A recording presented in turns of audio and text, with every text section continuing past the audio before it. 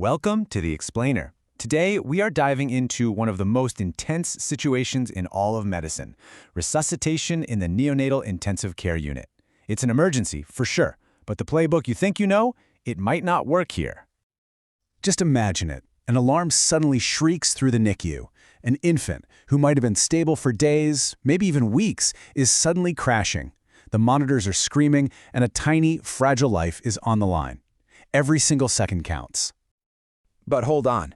This isn't a newborn who's struggling with their first breaths. This is totally different. The reasons for the crash are different, the priorities are different, and that means your first moves have to be different. Knowing why is everything. It can literally be the difference between life and death.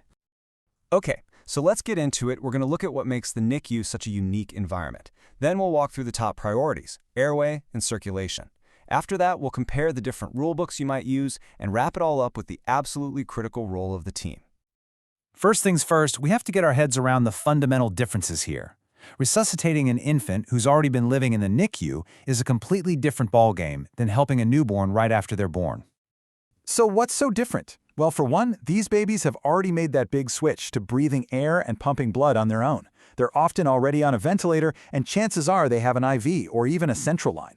So unlike in the delivery room, they aren't crashing because they're failing to adapt to the outside world. No, they're crashing because of a pre-existing, often really complex medical problem. Okay, so keeping that unique situation in mind, let's build our game plan. Since these infants often have underlying breathing issues to begin with, in pretty much every NICU crisis, the very first step is always the same. You have to secure the airway. And the guiding principle here is crystal clear. Your number one job is to make sure the lungs are getting air and getting it effectively. A sudden respiratory problem is the most common reason these little ones decompensate, so you've got to solve the breathing issue first. So what could be causing it? Well, the list is long. It could be something as simple as a mechanical issue, like a breathing tube that slipped out of place. Or maybe an obstruction, something in the airways. It could be a problem with the lungs themselves, like pneumonia. Or even an issue with how the brain is controlling breathing. This is where a fantastic tool comes in. To quickly run through the most common and fixable causes, teams use the DOPE mnemonic. Is the tube displaced? Obstructed? Is there a pneumothorax, which is a collapsed lung? Or is it simply equipment failure? It's like a rapid-fire checklist to troubleshoot that airway fast.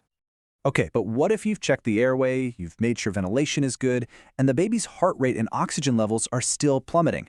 Well, that's your signal. It's time to shift your focus from the lungs to the heart. Now this is really interesting because it breaks down this kind of cardiovascular collapse into different types of shock.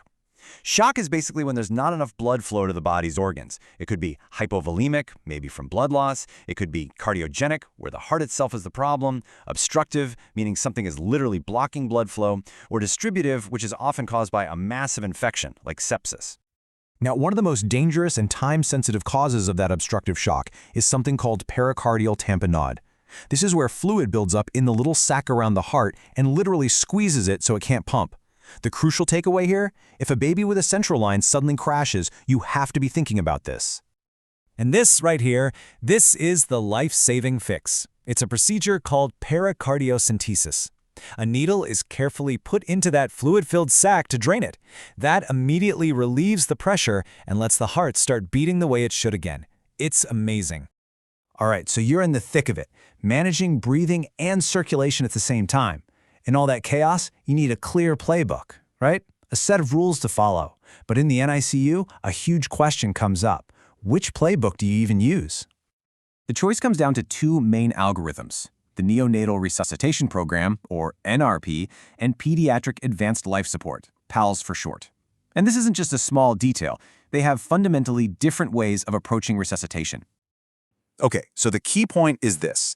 NRP is built for the delivery room. It assumes the problem is a failure to start breathing, so it follows an ABC sequence: airway, then breathing, then circulation. PALS, on the other hand, is for older infants and kids. It assumes a primary heart problem is more likely, so it flips the whole thing to CAB, circulation first with chest compressions. So how on earth do you choose? Well, in the NICU, it's not about the baby's age. It's all about correctly identifying the cause of the collapse. If you think the infant crashed because of a heart problem, then using the PALS guidelines, which prioritize chest compressions, might be the right call. It's a massive judgment call in the heat of the moment. Okay, we've covered the medicine, we've covered the algorithms. But here's the thing, even with perfect medical knowledge, our resuscitation can completely fall apart if the team doesn't work well together. The human factor is absolutely everything. The really high-performing teams, they share what's called a mental model. They know their environment inside and out, where every single piece of equipment is. They use all the information they have, they anticipate and plan for a crisis before it happens, and they delegate tasks so that no one person gets totally overwhelmed. And this kind of teamwork doesn't just happen by magic. The best units build it with a formal, NICU-specific plan.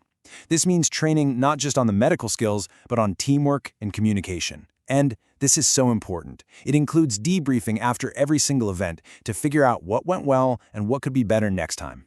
It creates this loop of constant improvement. And this isn't just some nice, fluffy idea. It's a core part of the official guidelines. The ability to communicate well, to delegate, to anticipate, these are recognized as skills that are essential to saving lives. They are every bit as important as knowing which drug to give or when to start compressions. And that really leaves us with one final, crucial question. Beyond just knowing the medicine, a team's true readiness is defined by its training, its processes, and its relentless commitment to getting better. Because when that alarm goes off in the NICU, success depends not just on what you know, but on how well you all work together.